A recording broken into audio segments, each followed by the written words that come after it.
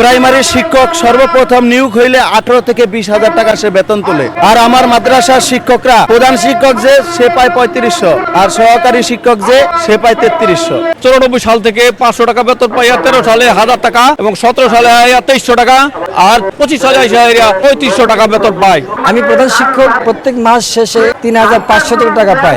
এই টাকা দিয়ে আমার পরিবার চলে অত্যন্ত কষ্ট। যা আমাদের যেই স্বতন্ত্র ইবতেদায়ী মাদ্রাসাগুলো বর্তমানে নিবু অবস্থা। দেখেন, প্রাইমারি স্কুলগুলোতে দৈনিক একটা বাচ্চার পিছনে 40 থেকে 50 টাকা টিফিন খরচ করে, আর আমাদের বাচ্চাদেরকে তা কিছু না। প্রাইমারি শিক্ষক সর্বপ্রথম নিয়োগ হইলে 18 থেকে 20,000 টাকা সর্বপ্রথম মাসে বেতন তোলে। আর আমার মাদ্রাসার শিক্ষকরা প্রধান শিক্ষক যে সে পায় 3500, আর সহকারী শিক্ষক যে সে পায় 3300। আমার মাদ্রাসায় 7 জন শিক্ষক। আমার মাদ্রাসা হচ্ছে শরীয়তপুর জেলা, গোসাইয়ার থানা, নলমুড়ি ইউনিয়ন, সর্দার আদম আলী ইবতেদায়ী মাদ্রাসা। আমার মাদ্রাসায় শিক্ষক মোট 7 জন, ছাত্রছাত্রী হচ্ছে 225 জন। সেই মাদ্রাসার মধ্যে আপনার 2 জনে মাত্র অনুদান পায়, বাকি 5 জনে আমরা কিচ্ছু পাই না। এরকম মানবেতর জীবনযাপন আমরা শিক্ষকরা করতেছি। আমাদের শিক্ষাগত ভবনগত যেই সমস্যা, তাও বড় বিরাট সমস্যা। টিনের ছাপড়ার মাধ্যমে আমাদের শিক্ষা কার্যক্রমগুলো চলতেছি। দেখেন, প্রাইমারি স্কুলের যেই ভবনগুলা, সেই তুলনায় আমাদের ইবতেদায়ী মাদ্রাসার যেই ভবনগুলা, তা কেমন মনে হয় যেন এতিমের মতো।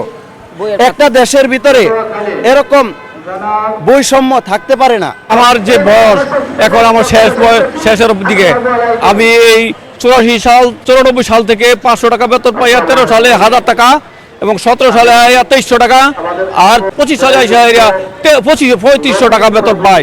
আপনার মাধ্যমে জানাতে চাই, কষ্ট একটাই যে আমার বয়স শেষ হয়ে গেল, কিন্তু এমপি মুক্ত হইল না এবং সরকারিও হইল না। আমি সেটা দেখতে পারবো কিনা আমি জানি না। একদিকে আমার কষ্ট একটা, আমার স্ত্রী আমাকে বলে আর কত টাকা যাবে।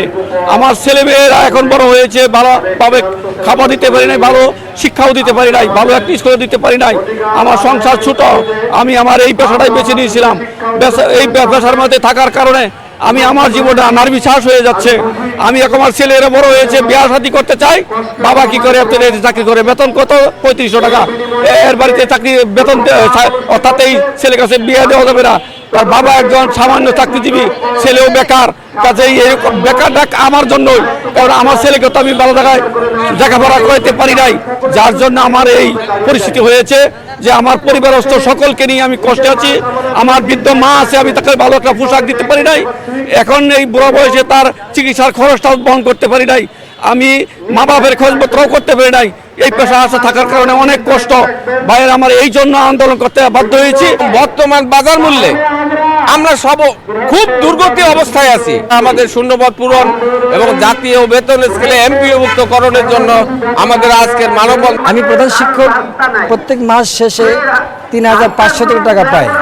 এই টাকা দিয়ে আমার পরিবার চলে অত্যন্ত কষ্ট, যা ভাষায় প্রকাশ করা যায় না। আমরা কাউকে বলতেও পারি না, আবার নিজেও সহ্য করতে পারি না। এই জন্য আমাদের মাননীয় প্রধানমন্ত্রী এবং মাননীয় শিক্ষামন্ত্রী মহোদয়ের কাছে আমাদের আকুল আবেদন থাকবে। আমরা যে 2025 সেশনে আমরা এমপি আবেদন করেছিলাম, সেই এমপি আবেদনে যেগুলো যাচাই করে কমপ্লিট করা হয়েছিল, আমরা সেগুলো প্রতিষ্ঠানে প্রজ্ঞাপন জারি চাই, যাতে আমাদের মানবিক জীবন থেকে আমরা মুক্ত হতে পারি।